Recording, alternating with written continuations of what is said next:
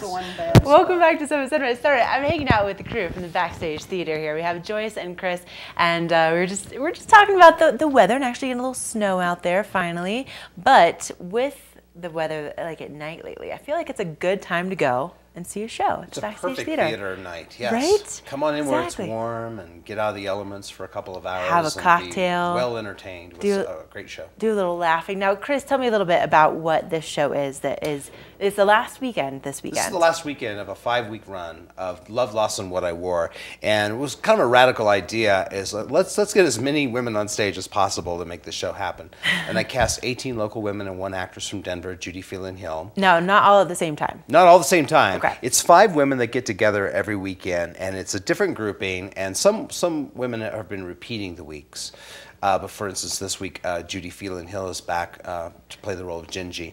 And it's 5 different generations / types that tell the story of their lives through their connection with clothes and the memories that go along with those clothes. And so, Joyce, you're one of the members this weekend. Can't wait. And so, tell me a little bit about yourself and the history with the Backstage Theater, because this is pretty interesting. Well, I grew up with Backstage Theater. I, in 1976, met Alan Mosier, who was here and for the last couple years had started up a little melodrama theater in bars around Breckenridge. And by 76, he had gone nonprofit. It was, I believe, Breckenridge, Summit County's first arts nonprofit group. Wow. And structured it as a nonprofit, started fundraising, and started building theaters.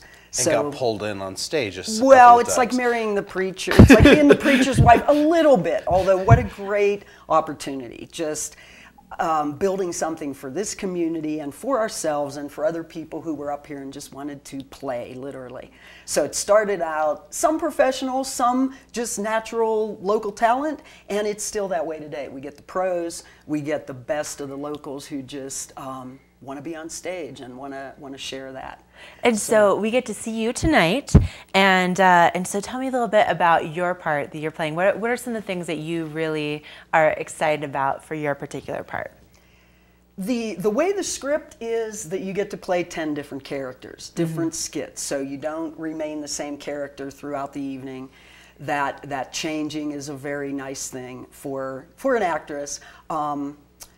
Especially though I get to read the purse monologue, which I believe is Nora Ephron's own voice. It's Nora Ephron's contribution to the piece. Nora Ephron was one of the adapters of the piece from the Eileen Beckerman's table book. And I think that's, I get to just be her for a little while. I admire her as an American writer, as everything that she did with her life, and I know that she turned everything in her world into stories. She was just a master storyteller. So to be able to just become her for a couple minutes and hear what she thought was funny and the way you react to life.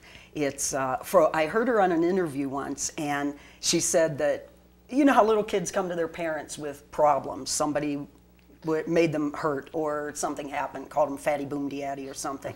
She'd come to her mom and dad, and they would say, come back and tell me that story after you've made it into something that everybody can share. That's cool.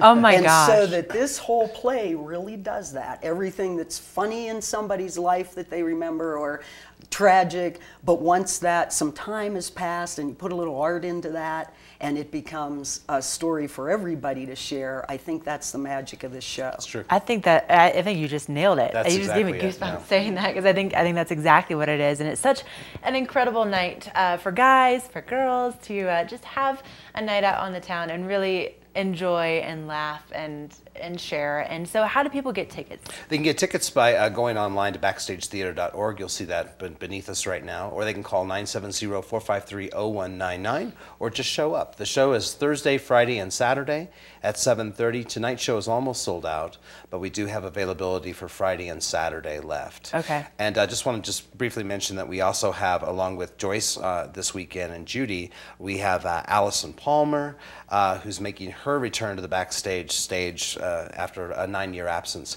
and then Kelly Butler, who people will know the last time she was on stage here was in A Christmas Story. Oh, wow. Playing the mom in Christmas Story, and so we're very excited to have her. She's moved down to the Front Range, but she's coming back up for this weekend. Oh, that's really cool. And then Alex Gamboa Noah, who's making her Backstage premiere. She's a recent transplant from Pasadena, California. Wow. All right. So definitely a good time to get those tickets. Head on over there. Of course, reserve them now for tonight so it doesn't get sold out before you can get there. Also, you can enjoy a few drinks while you're there. Love it. What's the signature cocktail for tonight? It's called the Lost Cause, so it's a Cosmo that we have going, a pink Cosmo that's going on right now. I love it. And then we also have other mixed drinks there at the bar, but that's our specialty drink. And then on Friday night, it's a $4 drink if you bring your mother with you or if you bring your daughter with you. Oh, that would be so fun. I would love to share this show with my mom. It would be really cool. It's a perfect show. Oh, definitely go see it, you guys. It's daughters. absolutely wonderful.